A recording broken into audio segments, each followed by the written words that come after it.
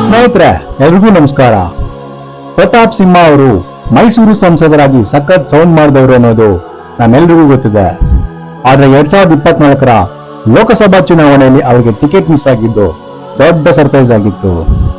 ಈಗ ಕೇಳಿ ಬರ್ತಿರೋ ಬಿಗ್ ನ್ಯೂಸ್ ಅಂದ್ರೆ ಅವರು ರಾಜ್ಯ ರಾಜಕೀಯಕ್ಕೆ ಎಂಟ್ರಿ ಕೊಡೋದಕ್ಕೆ ಫುಲ್ ರೆಡಿ ಆಗಿದ್ದಾರೆ.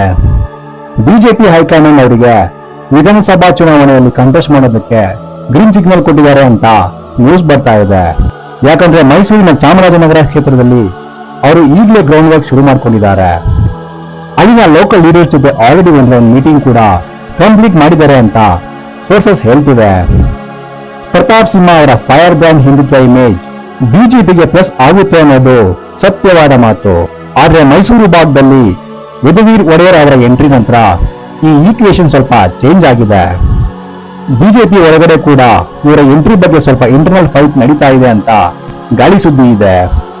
ಹಳೆಯ ಮೈಸೂರು ಭಾಗದಲ್ಲಿ ಒಕ್ಕಲಿಗ ವೋಟ್ ಬ್ಯಾಂಕ್ ಕ್ರಿಯೇಟ್ ಮಾಡೋದಕ್ಕೆ ಸಿಂಹ ಅವರ ಅವಶ್ಯಕತೆ ತುಂಬಾನೇ ಇದೆ. ಸೊ ಇವರು ಸ್ಟೇಟ್ ಪಾಲಿಟಿಕ್ಸ್ಗೆ ಬರೋದು ಕನ್ಫರ್ಮ್ ಆದ್ರೆ ಪಕ್ಕ ಹೈ ವೋಲ್ಟೇಜ್ ಡ್ರಾಮಾ ಇರುತ್ತೆ. ಪ್ರತಾಪ್ ಸಿಂಹ ಅವರು MLA ಆಗಿ ಅಸೆಂಬ್ಲಿಗೆ ಬರಬೇಕಾ ಅಥವಾ ಬೇಡವಾ ಅನ್ನೋದು ಕೆಳಗಡೆ ಕಮೆಂಟ್ ಬಾಕ್ಸ್ ನಲ್ಲಿ ಶೇರ್ ಮಾಡಿ. ಇದರ ಬಗ್ಗೆ ಹೆಚ್ಚಿನ ಮಾಹಿತಿಯನ್ನ ಈ ವಿಡಿಯೋದಲ್ಲಿ ತಿಳ್ಕೊಳ್ಳೋಣ ಬನ್ನಿ. ಸ್ನೇಹಿತರೆ, ಪ್ರತಾಪ್ ಸಿಂಹ ಅವರು ಬರೀ ಒಬ್ಬ MP ಅಷ್ಟೇ ಅಲ್ಲ, ಅವರು ಒಬ್ಬ ಪವರ್ಫುಲ್ ಒರೇಟರ್ ಕೂಡ ಹೌದು. ಅವರ ಸ್ಪೀಚ್ ಕೇಳಿದ್ರೆ ಸಾಕು ಯುವಕರಿಗೆ ಒಂಥರ ಜೋಶ್ ಬರುತ್ತೆ ಅನ್ನೋದಲ್ಲಿ ಯಾವುದೇ ಡೌಟ್ ಇಲ್ಲ. ಬಿಜೆಪಿ ಇನ್ ಕರ್ನಾಟಕ ಸದ್ಯಕ್ಕೆ ಒಬ್ಬ ಅಗ್ರೆಸಿವ್ ಲೀಡರ್ಗಾಗಿ ಸರ್ಚ್ ಮಾಡ್ತಾ ಇದೆ.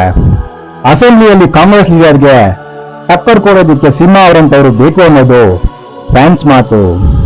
ಅವರು MP ಆಗಿದ್ದಾಗ ಮಾಡಿರೋ ಡೆವಲಪ್ಮೆಂಟ್ ವರ್ಕ್ ಬಗ್ಗೆ ಜನರಿಗೆ ತುಂಬಾ ರೆಸ್ಪೆಕ್ಟ್ ಇದೆ. ಹೈವೇ ಇರಲಿ ಅಥವಾ ರೈಲ್ವೆ ಕನೆಕ್ಟಿವಿಟಿ ಇರಲಿ, ಸಿಂಹ ಅವರು ಸಖತ್ ಆಕ್ಟಿವ್ ಆಗಿ ಕೆಲಸ ಮಾಡಿದ್ದಾರೆ. ಈಗ ಅದೇ ಉತ್ಸಾಹವನ್ನ ಅವರು ಕರ್ನಾಟಕ ಅಸೆಂಬ್ಲಿಯಲ್ಲಿ ತೋರಿಸಲಿ ಅಂತ ಫಾಲೋವರ್ಸ್ ಆಸೆ ಪಡ್ತಾ ಇದ್ದಾರೆ. ಆದ್ರೆ ಸ್ಟೇಟ್ ಪಾಲಿಟಿಕ್ಸ್ ಅನ್ನೋದು ಡೆಲ್ಲಿ ಪಾಲಿಟಿಕ್ಸ್ ಗಿಂತ ತುಂಬಾ ಡಿಫರೆಂಟ್ ಆಗಿರುತ್ತೆ.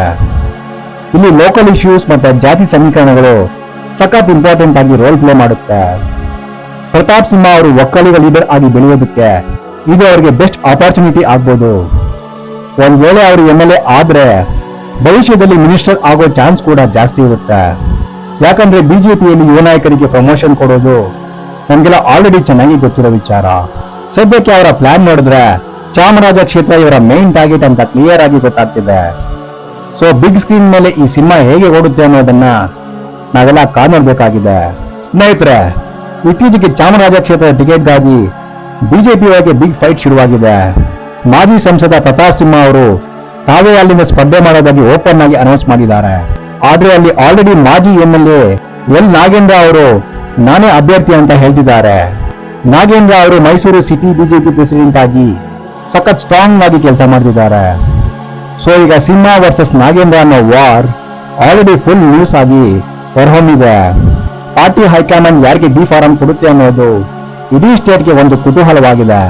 ಸ್ನೇಹಿತರೆ, ನಮ್ಗೆಲ್ಲ ಗೊತ್ತಿರೋ ಹಾಗೆ ಪ್ರತಾಪ್ ಸಿಂಹ ಮತ್ತೆ CM ಸಿದ್ದರಾಮಯ್ಯ ಅವರ ನಡುವೆ ಸದಾ ಫೈಟ್ ಇರುತ್ತೆ. ಇತ್ತೀಚೆಗೆ ಬಾಗಲಕೋಟೆಯಲ್ಲಿ ಪ್ರತಾಪ್ ಸಿಂಹ ಅವರು ಕೊಟ್ಟ ಒಂದು ಸ್ಟೇಟ್ಮೆಂಟ್ ದೊಡ್ಡ ವಿವಾದ ಮಾಡಿದೆ. ಅವರು ಸಿದ್ದರಾಮಯ್ಯ ಅವರ ವಿರುದ್ಧ ಸಖತ್ ಕಟುವಾಗಿ ಟೀಕೆ ಮಾಡಿರೋದು ಎಲ್ಲೆಡೆ ವೈರಲ್ ಆಗಿದೆ. ಕಾಂಗ್ರೆಸ್ನ ಅಪೀಸ್ಮೆಂಟ್ ಪಾಲಿಟಿಕ್ಸ್ ಬಗ್ಗೆ ಸಿಂಹ ಅವರು ಸದಾ ವಾಯ್ಸ್ ರೈಸ್ ಮಾಡ್ತಾನೆ ಇರ್ತಾರೆ. ಅವರ ಈ ಅಗ್ರೆಸಿವ್ ನೇಚರ್ ಕೆಲವರಿಗೆ ಇಷ್ಟ ಆದ್ರೆ ಇನ್ನು ಕೆಲವರಿಗೆ ಸ್ವಲ್ಪ ಕಾಂಟ್ರವರ್ಷಿಯಲ್ ಅನ್ಸುತ್ತೆ. ಆದ್ರೆ ಪಾಲಿಟಿಕ್ಸ್ ನಲ್ಲಿ ಈ ತರಹದ ಫೈಟ್ ಇರಲೇಬೇಕು ಅನ್ನೋದು ಅವರ ಸಪೋರ್ಟ್ಸ್ ನ ವಾದ. ಸಿಂಹ ಅವರು ಸ್ಟೇಟ್ ಪಾಲಿಟಿಕ್ಸ್ ಗೆ ಬಂದ್ರೆ ಅಸೆಂಬ್ಲಿಯಲ್ಲಿ ಪ್ರತಿದಿನ ಫೈರ್ ವರ್ಕ್ಸ್ ಇರೋದು ಪಕ್ಕಾ ಆಗುತ್ತೆ. ಯಾಕಂದ್ರೆ ಇವರು ಒಂದು ಪಾಯಿಂಟ್ ಇಟ್ಕೊಂಡ್ರೆ ಬಿಡೋದೇ ಇಲ್ಲ, ಅಷ್ಟು ಸ್ಟ್ರಾಂಗ್ ಆಗಿ ಅಟ್ಯಾಕ್ ಮಾಡ್ತಾರೆ. ಹೈಕಮಾಂಡ್ ಕೂಡ ಅವರ ಅಗ್ರೆಷನ್ ನೋಡಿ ಸ್ಟೇಟ್ ಲೆವೆಲ್ ನಲ್ಲಿ ಅವರಿಗೆ ಬಿಗ್ ರೋಲ್ ಕೊಡಬಹುದು. ನಮ್ಮ ಕರ್ನಾಟಕದ ಅಭಿವೃದ್ಧಿ ಬಗ್ಗೆ ಅವರು ಇಟ್ಟಿರೋ ವಿಷನ್ ಕೂಡ ಅಷ್ಟೇ ಸ್ಟ್ರಾಂಗ್ ಆಗಿದೆ. ಬರೀ ಮಾತು ಅಷ್ಟೇ ಅಲ್ಲ, ಅವರು MP ಆಗಿದ್ದಾಗ ಮಾಡಿದ ಇಂಪ್ಲಿಮೆಂಟೇಷನ್ ಎಲ್ರಿಗೂ ಕಾಣಿಸ್ತಾ ಇದೆ. ಆದ್ರೆ ಈ ಕಾಂಟ್ರವರ್ಸಿಗಳ ಮಧ್ಯೆ ಅವರು ಹೇಗೆ ಬ್ಯಾಲೆನ್ಸ್ ಮಾಡ್ತಾರೆ ಅನ್ನೋದು ತುಂಬಾ ಇಂಪಾರ್ಟೆಂಟ್ ಆಗುತ್ತೆ. ವಿರೋಧ ಪಕ್ಷಗಳಿಗೆ ಇವರನ್ನ ಕಂಟ್ರೋಲ್ ಮಾಡೋದು ಸ್ವಲ್ಪ ಕಷ್ಟದ ಕೆಲಸನೇ ಅಂತ ಎಲ್ಲರೂ ಹೇಳ್ತಾರೆ. ಸೊ ಪ್ರತಾಪ್ ಸಿಂಹ ಅವರ ಎಂಟ್ರಿ ರಾಜ್ಯ ರಾಜಕೀಯಕ್ಕೆ ಒಂದು ಹೊಸ ಟರ್ನ್ ಕೊಡೋದಲ್ಲಿ ಯಾವುದೇ ಡೌಟ್ ಇಲ್ಲ. ಸ್ನೇಹಿತರೆ, ಪ್ರತಾಪ್ ಸಿಂಹ ಅವರು ತಮ್ಮ 10 ವರ್ಷಗಳ ಸಂಸದೀಯ ಅವಧಿಯಲ್ಲಿ ಮೈಸೂರು ಮತ್ತು ಕೊಡಗು ಜಿಲ್ಲೆಗಳ ಅಭಿವೃದ್ಧಿಗೆ ಮಹತ್ವದ ಕೊಡುಗೆ ನೀಡಿದ್ದಾರೆ. ಇವರ ಪ್ರಮುಖ ಸಾಧನೆ ಅಂದ್ರೆ ಸುಮಾರು 10,000 ಕೋಟಿ ರೂಪಾಯಿ ವೆಚ್ಚದ ಬೆಂಗಳೂರು ಮೈಸೂರು 10 ಪಥದ ಎಕ್ಸ್ಪ್ರೆಸ್ ವೇ ನಿರ್ಮಾಣ. ಇದು ಉಭಯ ನಗರಗಳ ನಡುವಿನ ಪ್ರಯಾಣದ ಸಮಯವನ್ನ ಗಣನೀಯವಾಗಿ ಕಡಿಮೆ ಮಾಡಿದೆ. ಮೈಸೂರು ಕುಶಾಲನಗರ ನಡುವಿನ 4,130 ಕೋಟಿ ರೂಪಾಯಿ ವೆಚ್ಚದ ಚತುಷ್ಪಥ ಹೆದ್ದಾರಿ ಯೋಜನೆಗೆ ಅನುಮೋದನೆ ಕೊಡಿಸಿದ್ದು ಇವರ ಮತ್ತೊಂದು ದೊಡ್ಡ ಗೆಲುವು. ಮೈಸೂರಲ್ಲಿ ವಿಶ್ವದರ್ಜೆಯ ಆರೋಗ್ಯ ಸೇವೆಗಾಗಿ ಶ್ರೀ ಜಯದೇವ ಹೃದಯೋಗ ವಿಜ್ಞಾನ ಮತ್ತು ಸಂಶೋಧನಾ ಸಂಸ್ಥೆ ಹಾಗೂ ಕಿದ್ಬಾಯಿ ಸ್ಮಾರಕ ಗ್ರಂಥಿ ಸಂಸ್ಥೆಯ ಶಾಖೆಗಳನ್ನ ಸ್ಥಾಪಿಸುವಲ್ಲಿ ಶ್ರಮಿಸಿದ್ದಾರೆ. ರೈಲ್ವೆ ಕ್ಷೇತ್ರದಲ್ಲಿ ಅಶೋಕಪುರಂ ರೈಲ್ವೆ ಯಾರ್ಡ್ ಮೇಲ್ದರ್ಜೆಗೇರಿಸೋದು, ಕಡಕೋಳದಲ್ಲಿ ಮಲ್ಟಿ ಮಾಡೆಲ್ ಲಾಜಿಸ್ಟಿಕ್ ಪಾರ್ಕ್ ಮತ್ತೆ ಮೈಸೂರಿಗೆ ವಂದೇ ಭಾರತ್ ಎಕ್ಸ್ಪ್ರೆಸ್ ರೈಲ್ವೆ ತರೋದರಲ್ಲಿ ಯಶಸ್ವಿಯಾಗಿದ್ದಾರೆ. ಮೈಸೂರಲ್ಲಿ ಪಾಸ್ಪೋರ್ಟ್ ಸೇವಾ ಕೇಂದ್ರ ಮತ್ತೆ ಹೆಬ್ಬಾಳ ಕೈಗಾರಿಕಾ ಪ್ರದೇಶದಲ್ಲಿ STPI ಇನ್ಕ್ಯುಬೇಷನ್ ಸೆಂಟರ್ ಸ್ಥಾಪಿಸಿ ಯುವಜನತೆಗೆ ನೆರವಾಗಿದ್ದಾರೆ. ಇದಲ್ಲದೆ ಮೈಸೂರಿನ ರಿಂಗ್ ರಸ್ತೆಗೆ ರಾಷ್ಟ್ರೀಯ ಹೆದ್ದಾರಿ ಮನ್ನಣೆ ಕೊಡಿಸುವುದು, ವಿದ್ಯಾರಣ್ಯಪುರಂ ಕೊಳಚೆ ನೀರಿನ ಫಾರಂನಲ್ಲಿನ ಹಳೆಯ ತ್ಯಾಜ್ಯ ವಿಲೇವಾರಿಗೆ ಅನುದಾನ ತರುವುದು ಮತ್ತೆ ಕೊಡಗು ಮೈಸೂರಿನ ಗ್ರಾಮೀಣ ಭಾಗಗಳಲ್ಲಿ PMGSY ಅಡಿಯಲ್ಲಿ 200 ಕಿಲೋಮೀಟರ್ಗೂ ಹೆಚ್ಚು ರಸ್ತೆಗಳನ್ನ ನಿರ್ಮಿಸಿರುವುದು ಇವರ ಪ್ರಮುಖ ಸಾಧನೆಗಳಾಗಿವೆ. ಸ್ನೇಹಿತರೆ, ಪ್ರತಾಪ್ ಸಿಂಹ ಅವರು ತಮ್ಮನ್ನು ತಾವು ಸದಾ ಒಬ್ಬ ಹಿಂದೂ ಹೃದಯ ಸಾಮ್ರಾಟ್ ಅಂತ ಕರ್ಕೊಳ್ತಾರೆ. ಟಿಪ್ಪು ಜಯಂತಿ ವಿರೋಧ ಇರ್ಲಿ ಅಥವಾ ಹನುಮ ಜಯಂತಿ ಇರ್ಲಿ, ಇವರು ಮುಂಚೂಣಿಯಲ್ಲಿ ನಿಲ್ತಾರೆ. ಅವರ ಈ ಹಿಂದೂ ಇಮೇಜ್ ಬಿಜೆಪಿಗೆ ದಕ್ಷಿಣ ಕರ್ನಾಟಕದಲ್ಲಿ ಸಖತ್ ಹೆಲ್ಪ್ ಆಗ್ಬೋದು. ಯಾಕಂದ್ರೆ ಓಲ್ಡ್ ಮೈಸೂರು ರೀಜನ್ ನಲ್ಲಿ ಬಿಜೆಪಿ ಇನ್ನೂ ಕೂಡ ಅಷ್ಟು ಸ್ಟ್ರಾಂಗ್ ಆಗಿ ಬೆಳೆದಿಲ್ಲ. JDS ಜೊತೆ ಅಲಯನ್ಸ್ ಆದ ನಂತರ ಸ್ವಲ್ಪ ಡೆವಲಪ್ಮೆಂಟ್ ಆಗಿದೆ ಅನ್ನೋದು ನಿಜವಾದ ಮಾತು. ಆದ್ರೆ ಬಿಜೆಪಿ ಬೆಳೆಬೇಕಾದ್ರೆ ಸಿಂಹ ಅವರಂತಹ ಲೀಡರ್ ಮೈಸೂರಿನಲ್ಲಿ ಬೇಕೇ ಬೇಕು. ಅವರ ಒಕ್ಕಲಿಗ ಕಮ್ಯುನಿಟಿ ಬ್ಯಾಂಕಿಂಗ್ ಕೂಡ ಅವರಿಗೆ ಒಂದು ದೊಡ್ಡ ಪ್ಲಸ್ ಪಾಯಿಂಟ್ ಆಗುತ್ತೆ. ಸ್ನೇಹಿತರೆ, ಬೆಂಗಳೂರು ಮೈಸೂರು ಎಕ್ಸ್ಪ್ರೆಸ್ ವೇ ತನ್ನ ಅಭಿವೃದ್ಧಿಯ ಹರಿಕಾರ ನಮ್ಮ ಹೆಮ್ಮೆಯ ಪ್ರತಾಪ್ ಸಿಂಹ ಅವರೇ ಮುಂದಿನ ಮುಖ್ಯಮಂತ್ರಿ ಆಗಲಿ ಅನ್ನೋದು ನಮ್ಮೆಲ್ಲರ ಕನಸು. 10 ವರ್ಷ ಸಂಸದರಾಗಿ ಮೈಸೂರಿನ ಇಂಟರ್ನ್ಯಾಷನಲ್ ಲೆವೆಲ್ಗೆ ಬೆಳೆಸಿದ ಈ ಡೈನಾಮಿಕ್ ಲೀಡರ್ ಈಗ ವಿಧಾನಸೌಧಕ್ಕೆ ಎಂಟ್ರಿ ಕೊಡುವ ಟೈಮ್ ಬಂದಿದೆ. ಫೈರ್ ಬ್ಯಾಂಕ್ ಹಿಂದುತ್ವದ ಜೊತೆ ಅನ್ಸ್ಟಾಪಬಲ್ ಡೆವಲಪ್ಮೆಂಟ್ ವಿಷನ್ ಇರೋ ಸಿಂಹ ಅವರ ಸಾರಥ್ಯ ಕರ್ನಾಟಕಕ್ಕೆ ಪಕ್ಕ ಬೇಕೇ ಬೇಕು.